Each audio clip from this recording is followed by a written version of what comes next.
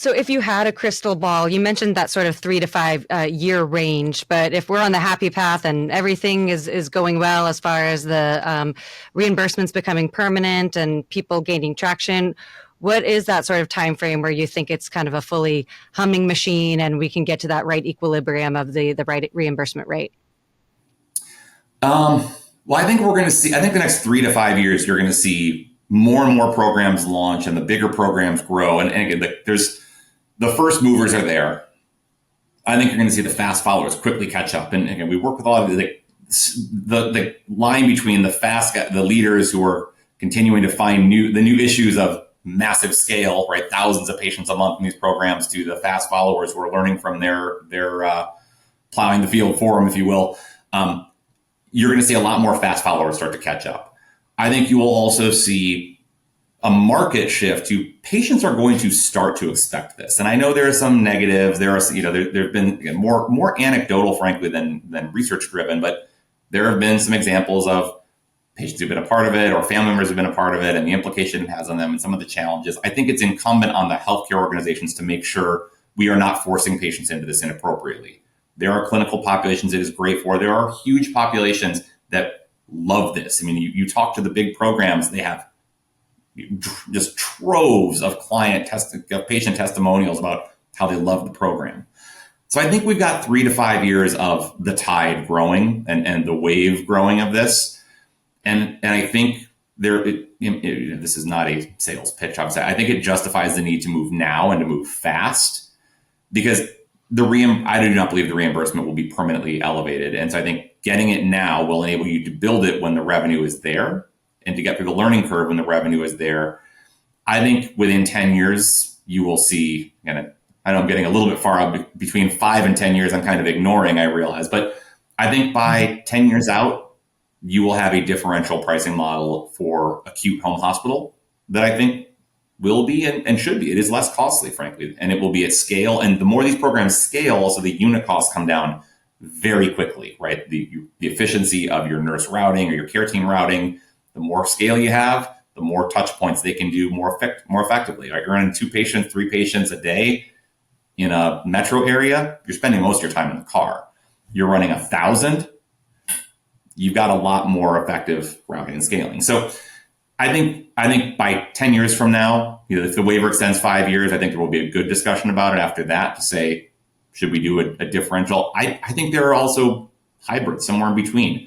I think a 30-day bundle makes a lot of sense. I think bundling the technical fee and the pro fee together makes a lot of sense. Like, there are things that we could do that would systematically bring the care ecosystem together more, and will generate some savings, but aren't necessarily shifting massively all the costs back to our delivery systems, which are teetering a little bit right now.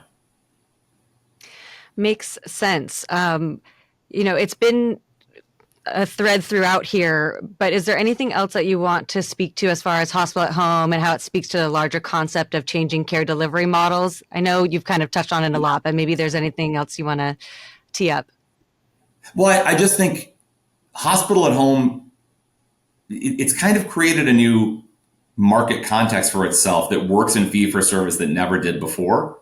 But I don't think people should lose the fact that the home and non-clinical sites of care, and when I say non-clinical, I mean sites of care a health system doesn't have to build. Places they can deliver care that are not clinical settings, they have to be a part of our future. We are facing a massive capacity crunch as the baby boomers now age. They're into Medicare. As they age into late Medicare and their utilization doubles as they get, right, which between early Medicare and late Medicare, utilization goes way up. We have to figure out how we can do this without having to put all the capital it's going to take to go after that population. So to me, hospital at home it's the gateway drug to this transformed future, right? Where we can provide urgent care in the home, primary care in the home. Again, if you've got phlebotomists running around supporting your hospital at home program, now all of a sudden doing a primary care at home project or program where, you're going to have a virtual visit with your doctor and we're going to come to you. We're going to do your labs. We're going to do your physical assessment in person because it's 5 minutes, out of the way for a 20-minute visit. And it's a paramedic, med tech, whatever it is, right? All of a sudden, those models start to make economic sense, right? And it becomes the way that we transform care delivery to create value in the home for risk-based populations at smaller scale, because hospital at home is financing the core structure.